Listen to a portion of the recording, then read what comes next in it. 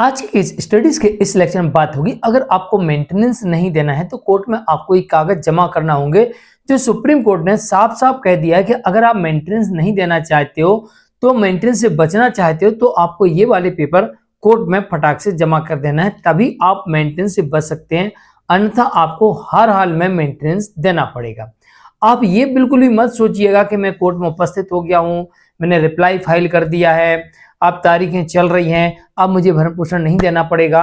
आपके ऊपर इंटरिम तो पहले लगे या ना लगे, लेकिन फाइनल में आपको मेंटेनेंस लग सकता है। अब मैं जो पेपर बताने वाला हूं, अगर वो पेपर आपने कोर्ट में अभी तक जमा नहीं किए तो आपके केस में मेंटेनेंस लगना तय है, अभी से मान के चलिए। हाँ, ये बात अलग है कितना लगेगा, वो भी आपके तथ्यों को रखने के आधार पर ही डिपेंड करेगा कि कितना लगेगा। जय जिनेंद्र, मुकेश जैन। वीडियो को लाइक और शेयर कर दीजिए और इस तरह जजमेंट्स पाने के लिए दिए गए नंबर पर आप हमें संपर्क कर सकते हैं। नंबर 1, कोर्ट ने साफ तौर से यह कहा कि अगर आप ये चाहते हो कि मेंटेनेंस नहीं देना है, मेंटेनेंस से बचना चाहते हो, तो आपको सबसे पहले अपनी पत्नी की इनकम, आय कोर्ट के अंदर साबित करना पड़ेगी। अगर पत्नी के पास में जो आय है वो पर्याप्त है, जो आय है पत्नी के पास है वो पर्याप्त है, तो फिर ऐसी स्थिति में पत्नी को मेंटेनेंस नहीं दिया जाएगा।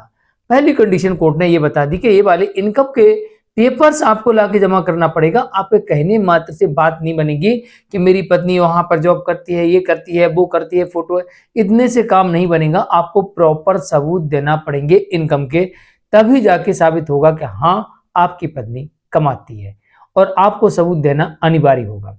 आप किसी भी कोर्ट में किसी भी समय ये सबूत रख सकते हैं और आप अपने मेंटेनेंस को बंद करवा सकते हैं, मेंटेनेंस के केस को डिसमिस करा सकते हैं। दूसरी कंडीशन कोर्ट ने यह बताई कि अगर पत्नी शिक्षित है, अगर पत्नी शिक्षित है और पति की कोई गलती नजर नहीं आ रही है, तो ऐसे केस में पत्नी को मेंटेनेंस नहीं दिया जाएगा। अभी कुछ समय पहले जजमेंट आया जिसमें कोर्ट ने कहा कि पत्नी शिक्षित है, इसका मतलब ये नहीं कि उसे भरण पोषण से वंचित कर दिया जाए।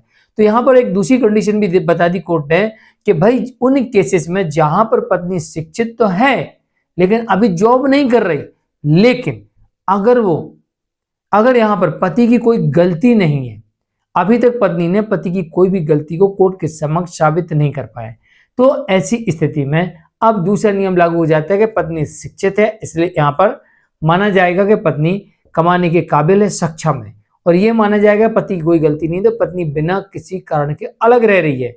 भला ही संदेह हो रहा कोर्ट को कि बिना किसी कारण के अलग रह रही, तब भी ऐसी पत्नी को कोर्ट मेंटेनेंस देने से इनकार कर देगी।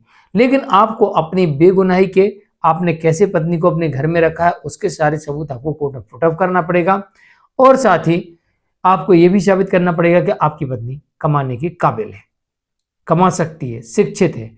तो फिर ऐसी स्थिति में आपको मेंटेनेंस नहीं देना पड़ेगा, लेकिन सबूत आपको कोर्ट को देना पड़ेंगे। नंबर 3, पत्नी अगर अडल्ट्री में ही या रीमैरिज कर चुकी है, तो इसका सबूत आपको कोर्ट में देना पड़ेगा, प्रॉपर सबूत होगा, तभी आप बच सकते हैं, अन्यथा आपके ऊपर मेंटेनेंस लग जाएगा। और उल्टा मान लिया जाएगा कि आप अपनी पत्नी के ऊपर शक करते हैं, उसे परेशान करते हैं, उसके ऊपर झूठे झूठे ऐसे आरोप लगाते हैं, ये आपके विरुद्ध जाएगा। नंबर 4, पत्नी का क्रूरता, अगर पत्नी क्रूर है, क्रूरता करती किसी प्रकार की हो, फिजिकली हो, मेंटली हो, आर्थिक हो, किसी प्रकार से आपको नुकसान पहुंचा रही, क्षति पहुंचा रही है, तो फिर ये भी एक तलाक का ग्राउंड बनता है, और साथ में मेंटेनेंस ना देने का ग्राउंड भी बनता है। तो अगर आप मेंटेनेंस नहीं देना चाहते हो तो आपको कोर्ट में साबित करना पड़ेगा।